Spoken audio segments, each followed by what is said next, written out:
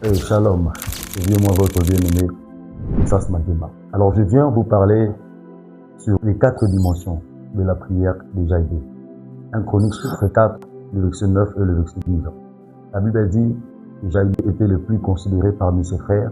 Sa mère lui donna le nom de Jaïbé parce qu'elle a enfanté dans la douleur. Le verset 10, Jaïbé invoqua les dieux d'Israël, dit, si tu me bénis, si tu étends mes limites, et que ta main est avec moi, si tu me préserves du malheur, je ne serai plus dans la souffrance. Parce que le nom de Jaïbé signifie souffrance. Ce que j'aime avec ce texte, lorsque vous lisez à partir du verset 1, vous verrez qu'on est en train de citer les noms parce que nous sommes dans une généalogie. Et selon la logique, dans une généalogie, on cite tellement de noms. Le but de la généalogie, c'est de citer les noms selon des générations. Mais bizarrement, lorsqu'on arrive chez Jaïbé, on ne cite pas tout simplement les noms, mais on parle de lui brièvement. Et parmi les détails qu'on donne dans la vie de Jaïbé, c'est que Jaïbé a invoqué le Dieu d'Israël. C'est-à-dire la prière peut te distinguer dans une lignée familiale. C'est pourquoi j'aimerais te dire d'abord, ne néglige pas la prière. La première dimension de la prière de Jaïbé, il dit, si tu me bénis. La bénédiction est la case de départ. Lorsque Dieu a créé l'homme, Dieu l'a béni depuis l'éternité avant de le former. L'apôtre Paul dit, vous êtes bénis de toutes sortes de bénédictions dans le lieu céleste. La bénédiction est d'abord intérieure. La bénédiction est d'abord spirituelle. Tu as besoin de la bénédiction de l'Éternel sur cette terre, car c'est sa bénédiction qui enrichit et il n'en fait suivre donc un chagrin. Et Jaïbé était fatigué de voir sa vie être dans la souffrance. Il a demandé la bénédiction de Dieu. J'ai pris que ce soit ton partage au nom de Dieu. La deuxième dimension, c'est la dimension de l'expansion.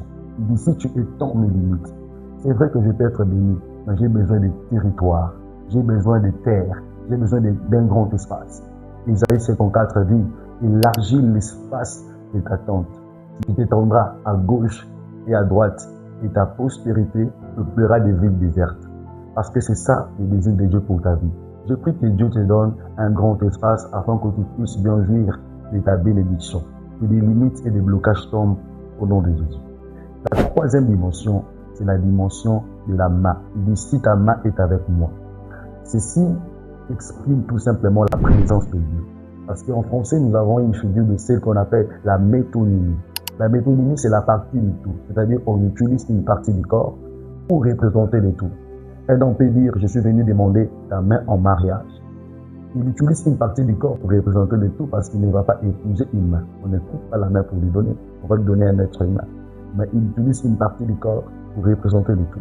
Donc lorsque Jaïbé parle de la main de Dieu, en soi, il s'agit de la présence de Dieu. Donc il a utilisé une métonymie. Tu as besoin de la présence de Dieu dans ta bénédiction, dans ce grand espace que Dieu te donnera. Et la main de Dieu veut dire aussi l'onction prophétique. C'est pourquoi dans Ézéchiel, vous verrez souvent cette phrase qui est répétée, la main de l'Éternel fut sur moi et me dit, fils de l'homme, prophétise. Parce que tu as besoin d'être prophétique dans cet espace que Dieu t'a donné. Être prophétique, ce n'est pas synonyme d'être prophète ou d'avoir un don de prophétie. Tu peux être prophétique sans avoir ces dons-là. Être prophétique, c'est proclamer le contraire de ce que tu vois. David est en train de dire, je ne mourrai pas, je vivrai et je raconterai les œuvres de l'Éternel. Pourquoi? Il faisait face à la mort et il proclame le contraire de ce qu'il voit.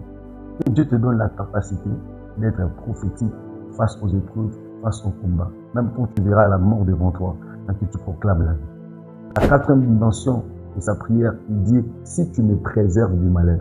Ça, c'est la dimension de la sécurité, la dimension de la protection. Que Dieu te protège dans ta bénédiction, dans ton territoire, et que cette présence soit avec toi. Parce que le diable peut arracher facilement ce que tu as si Dieu ne te préserve pas. Vous connaissez très bien l'histoire de Job, et ça vous sert aussi de modèle. Et ce que j'aime, la Bible dit que Dieu accorda à Jaïbé ce que Jaïbé avait demandé. Mais ce qui est intriguant, c'est que Dieu n'a pas changé le nom de Jaïbé. Pour bénir Abraham, il a changé d'Abraham à Abraham. Pour Jacob, il a changé de Jacob en Israël. Pour Saraï, c'est de Saraï en Sarah. Mais pour Jaïbé, il garde le même nom. Et il a au moins accordé ce que Jaïbé a demandé. Parce que notre Dieu n'est pas un Dieu monotone. Il peut utiliser plusieurs formules pour atteindre un seul but, pour obtenir un seul résultat. J'ai pris que ce soit ton partage. Dieu n'a pas changé le nom de Jaïdé, mais il a changé le contenu du nom de Jaïdé. Les mêmes noms qui étaient mauvais hier, c'est les mêmes noms avec lesquels Dieu l'a béni.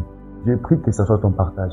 Si pour d'autres personnes, ils doivent aller loin, quitter les pays pour être bénis, toi tu seras béni dans ces pays et dans cette même famille avec les mêmes noms que tu portes. Ne néglige pas la prière. La prière est capable de te faire sortir de la souffrance, de la douleur et de changer ton identité.